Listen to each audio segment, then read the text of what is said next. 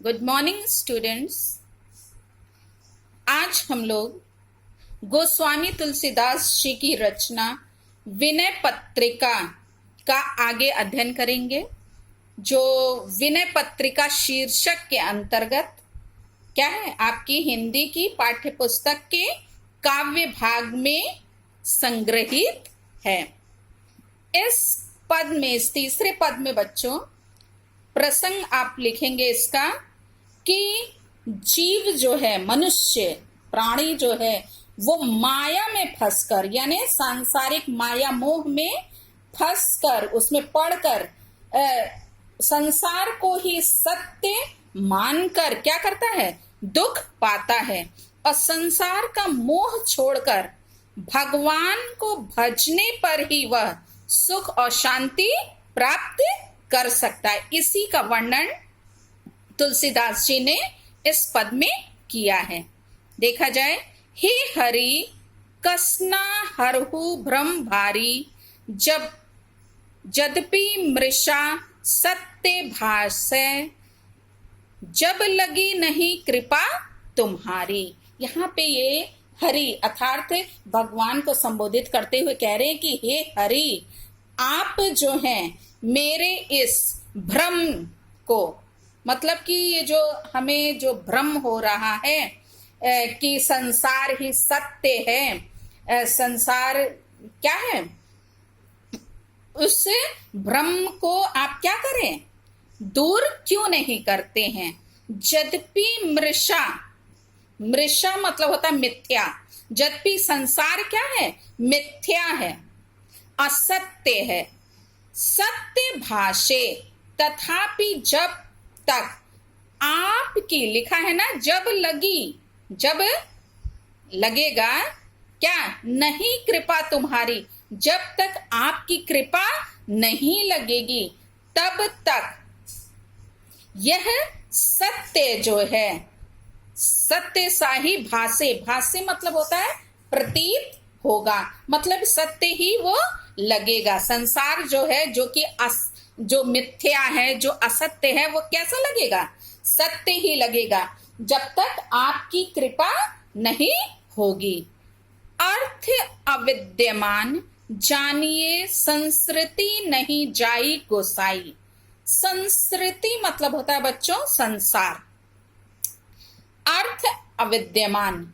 यहाँ पे कह रहे हैं कि मैं जानता हूं कि इंद्रियों का जो विषय है, इंद्रियां, आप ज्ञानेंद्रियां जानते हैं, वही है जो इंद्रियों का विषय, वो क्या है, नाशवान है, तथा उनके विषय कैसे हैं, वो उन जो विषय सुख है इंद्रियों का, वो कैसा होता है, क्षणिक होता है, क्षण भर में समाप्त हो जाने वाला होता है।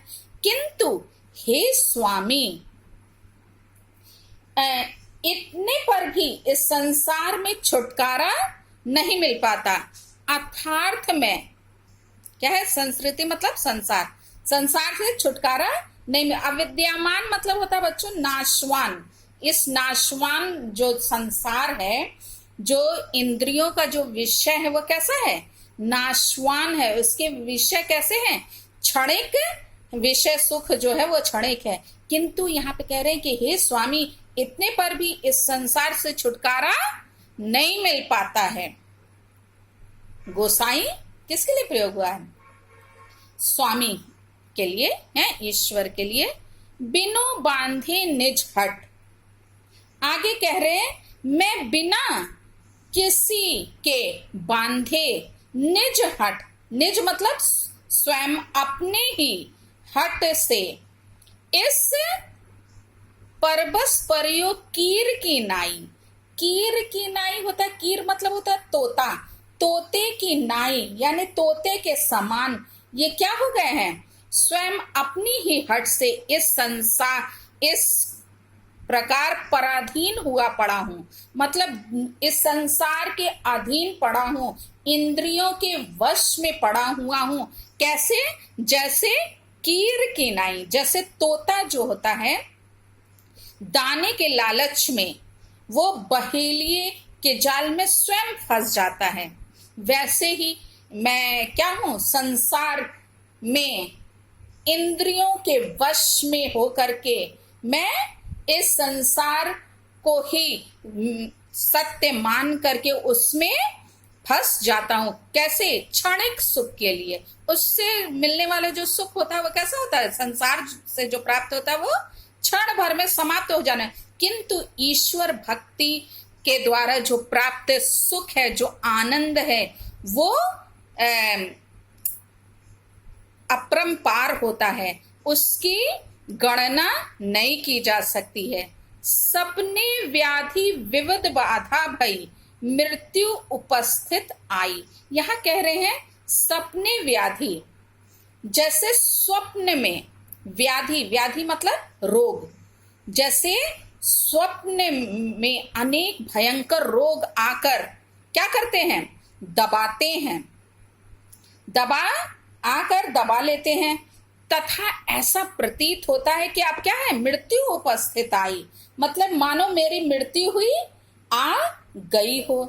तब ऐसी स्थिति में क्या है लिखा? वैद्य अनेक उपाय कर ही, वैद्य यानी डॉक्टर जो है, जो चिकित्सक है, वो ये अनेक उपाय करने पर भी वैद्य के द्वारा कितनी ही वह चिकित्सा करे, ऐसी स्थिति में जागे बिनु, यानी स्वप्न से जागने के बाद ही मनुष्य जो है पीर मतलब जागने से, जब तक वो जागता नहीं है तब तक उसकी पीड़ा नहीं जाती है। यहाँ पीर, पीर मतलब होता है पीड़ा या दर्द जो है वो दूर नहीं होता है, इसको यहाँ बताया है।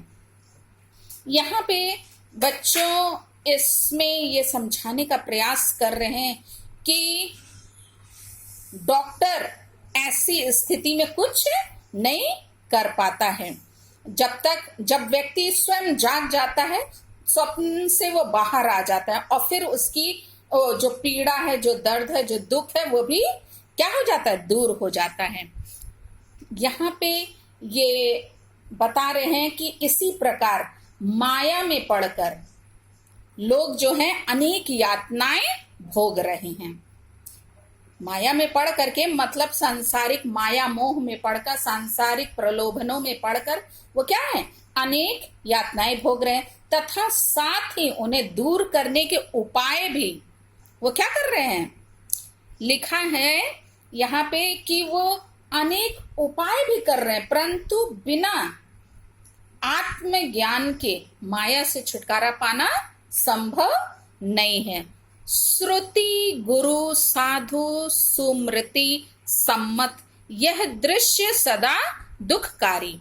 श्रुति, श्रुति मतलब होता है वेद, श्रुति मतलब वेद, और गुरु और साधु और सुमृति।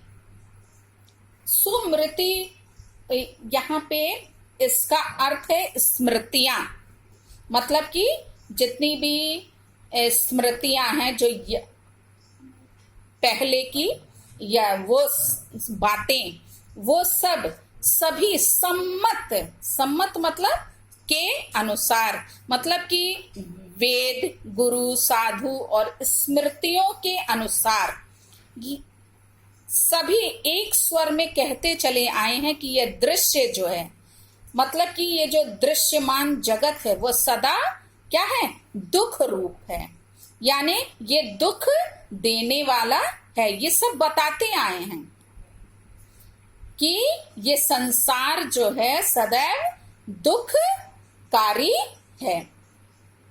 और लिखा है जब तक कि इसे त्याग कर क्या करें? बहु उपाय, लिखा है संसार तरन कह विमल गिरा श्रुति गावे। रुक जाइए, इसमें अभी हम लोग ये कंप्लीट नहीं हुआ है। यहाँ पे लिखेंगे हम लोग कि जब तक हम इसको त्याग करके, किसको? सांसारिक माया मोह जो है उसको त्याग करके रघुनाथ जी का भजन नहीं किया जाता है, ईश्वर का स्मरण नहीं किया जाता है, ईश्वर भक्ति नहीं की जा सकती है, तब तक कौन ऐसा समर्थ है। मतलब उनका कहने का तात्पर्य है कि ईश्वर भक्ति के अलावा हम इस संसार सागर से, ये जो जन्म मृत्यु का चक्र है, जो आवागमन का चक्र है, उससे हम मुक्त नहीं हो सकते। मतलब कि यदि हमें इस संसार से मोक्ष चाहिए, मुक्ति चाहिए, तो हमें क्या करना है? ईश्वर का भजन करना है, ना कि इंद्रियों के वशीभूत होकर सांसारिक प्रलोभनों में हमें अपने सुख को नहीं खोजना है, बल्कि ईश्वर भक्ति में उस आनंद को जो क्या है, कैसा है, कभी समाप्त नहीं होने वाला है, उसको हमें तलाशने की आवश्यकता है। बहु उपाय संसार तरन कह विमल गिरा श्रुति गावे। यहाँ पे कह रहे हैं श्रुति, श्रुति मतलब वेद, वेद जो है विमल गिरा, विमल मतलब निर्मल और गिरा मतलब होता है वाणी। वेद जो है निर्मल वाणी में कह रहे हैं कि संसार तरन कह, यानी संसार सागर से पार होने के बहु उपाय यानी अनेक उपाय हैं। किंतु तुलसीदास में मोर गए बिनु जिए सुख कबहू ना पावे। किंतु तुलसीदास का मत है कि जब तक मैं और मोर, मैं और मोर, मोर मतलब होता है मेरा, मैं और मेरा का भाव जो है दूर नहीं होता, तब तक क्या है? बिनु जिए सुख कबहू ना पावे। इस मनुष्य को क्या होगा? सुख की अनुभूति नहीं होगी। इस जीव को कभी सुख, जीव जो है सुख कभी नहीं पा सकता। इसको ये बताने का प्रयत्न, मतलब कि हमें सुख की प्राप्ति करनी है। यदि सुख प्राप्त करना है तो मैं और मेरा का भाव जो है वो उसको दूर करने की आवश्यकता है। बच्चों, इसमें आप लोग काव्यगत सौंदर्य लिखिएगा कि भाषा ब्रज भाषा है और शैली मुक्तक है, अलंकार भ्रांतिमान अलंकार है, रस शांत रस है और छंद जो है वो गे पद है। अब हम लोग अगले पद का अध्ययन करेंगे। अबलो नसानी अब न नसय हो, राम कृपा भव निशा सिरानी, जागे फिर न डसय हो। इसमें बच्चों इन पंक्तियों में गोस्वामी जी ने अपने बीते जीवन के प्रति, जो उनका जीवन बीत गया, उसके लिए इन्होंने पश्चाताप व्यक्त किया है। मतलब वो पछता रहे हैं अपने बीते हुए जीवन, विगत जीवन के प्रति पश्चाताप व्यक्त किया है। साथ ही वे भावी जीवन के लिए सुपथ पर चलने का दृढ़ निश्चय भी करते हैं और उन्हें विवेक की प्राप्ति हो गई, मतलब उन्हें ज्ञान प्राप्त हो गया। इसका वर्णन इन्होंने यहाँ पे किया है। लिखा है अबलो नसानी अब न नसय हो। अबलो मतलब अब तक, नसानी मतलब करनी बिगाड़ी, अब न नसयो अब नहीं बिगाड़ूंगा, अपनी करनी अब आगे नहीं बिगाड़ूंगी। ये कह रहे हैं गोस्वामी तुलसीदास जी कि अभी तक तो मैंने अपनी करनी, जो कुछ भी किया उसको क्या किया? बिगाड़ा, परंतु अब नहीं बिगाड़ूंगा। राम कृपा भव निशा सिरानी, जागे फिर न डसे हो। ये कह रहे हैं कि भविष्य में मैं क्या रहूंगा? अब करनी बिगाड़ूंगा नहीं, बल्कि सचेत रहूंगा। और रघुनाथ जी की कृपा से, किसके? राम जी की कृपा से भव निशा, यानी भव यानी संसार रूपी, निशा मतलब रात्रि, संसार रूपी रात्रि क्या हो गई है? समाप्त हो गई है। अब क्या है? सिरानी मतलब शांत हो गई है या बीत गई है। जो संसार रूपी जो रात्रि थी वो क्या हो गई है? बीत गई है, समाप्त हो गई है। जागे फिर न डसयो, हाँ अब जग जाने पर मैं फिर डसयो मतलब बिछौना बिछाऊंगा, ना मतलब नहीं, नहीं बिछौना बिछाऊंगा। मतलब कि एक बार ये किसे जाग गए हैं मतलब कि इनको ज्ञान की प्राप्ति हो गई है और जो इन्होंने करनी बिगाड़ी थी अब उस करनी को ये फिर से नहीं करेंगे, अपनी करनी को नहीं बिगाड़ेंगे। वो कह रहे हैं क्योंकि राम जी की कृपा से क्या हो गया, संसार रूपी रात्रि समाप्त हो गई है, बीत गई है। अब जग जाने पर मैं बिछौना नहीं बिछाऊंगा। पायो नाम चारु चिंतामणि। यहाँ पे ये कह रहे हैं कि मैंने जो है कैसी चिंतामणि, मतलब चिंताओं को दूर करने वाली राम नाम रूपी चिंतामणि को प्राप्त कर लिया है। किसको पा लिया है? पायो मतलब पाया है। किसको? यहाँ पे लिखा है चिंतामणि, चारु चिंतामणि। यहाँ ये बताना चाह रहे हैं कि मैंने समस्त चिंताओं को दूर करने वाली राम नाम रूपी श्रेष्ठ चिंतामणि को वो मुझको प्राप्त हो गई है। उर करते, उर मतलब हृदय, हृदय रूपी, कर मतलब हाथ, इसको हृदय रूपी हाथ से तेन खसयो, खसयो मतलब है गिराऊंगा, मतलब कि उसको हृदय रूपी हाथ से अब नहीं गिराऊंगा, यानी उसको अब गिरने नहीं दूंगा। किसको? चिंतामणि को। श्याम रूप सुचि रुचिर कसौटी नित कंचन ही कसय हो। आगे कह रहे हैं श्याम रूप, यानी रघुनाथ जी के श्यामल और सुचि, सुचि मतलब होता है पवित्र, सुचि मतलब पवित्र, पवित्र रूप को कसौटी, पवित्र रूप को कसौटी बनाकर मैं क्या करूंगा? चित्त कंचन ही कसय हो, उस पर अपने मन रूपी, चित्त मतलब मन, मन रूपी कंचन ही, यानी मन रूपी कंचन मतलब होता है स्वर्ण, मन रूपी स्वर्ण को घिस कर देखूंगा। कसय हो मतलब देखूंगा। वो क्या करेंगे? ये कह रहे हैं जैसे कि सोने को परखने के लिए क्या किया जाता, उसको घिसा जाता है तब उसके खरेपन की कैसा वो सोना है, उत्तम प्रकार का है कि कैसा है, वो पता चलता है। तो वही ये कह रहे हैं कि मैं क्या करूंगा? मैं रघुनाथ जी के श्यामल और पवित्र रूप को कसौटी बनाकर उस पर अपने मन रूपी स्वर्ण को घिस कर देखूंगा।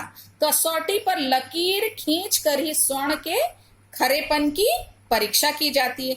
इसी प्रकार मेरा मन जो है रघुनाथ जी के श्यामल रूप में जितना रमेगा, मतलब कि जितना वो रघुनाथ जी की भक्ति में अपने आप को रमाएंगे, उसी अनुपात में मैं मन को पवित्र समझूंगा। लिखा है आगे, परबस जानी हंसियो। पहले मैं क्या था? इन इंद्रियन, परबस था, यानी अब मैं मन का गुलाम था। मैं क्या था? मन का गुलाम था। और इंद्रियन, यानी जो इंद्रियां थी वो क्या करती थी? मनमानी करती थी। वे मुझे तरह तरह के नाच नचाती थी और मुझे, परंतु अब मैं क्या हो गया हूं? निज बस हुए ना हंसयो। अब मैंने मन को अपने वश में कर लिया है। ठीक है, अब अपने मन और इंद्रियों को मनमानी करने की मैं छूट देकर मैं समाज में अपना उपहास का पात्र नहीं बनूंगा, मतलब कि अब लोग मेरी हंसी नहीं उड़ाएंगे। मन मधुकरपन करी तुलसी, रघुपति पद कमल बसै हो। आगे कह रहे हैं कि तुलसीदास जी कहते हैं अब मैंने प्रण कर लिया है। पन मतलब प्रण या प्रतिज्ञा। अब मैंने प्रण कर लिया है कि मेरा मन रूपी भ्रमर क्या है? मन रूपी मधुकर, मधुकर मतलब भौरा या भ्रमर जो है रघुपति, रघुनाथ जी के पद कमल, यानी पद मतलब चरण, चरण रूपी कमल कोश के भीतर ही बसाए हो, मतलब उसी के भीतर ही बसाए हो, मतलब निवास करेगा।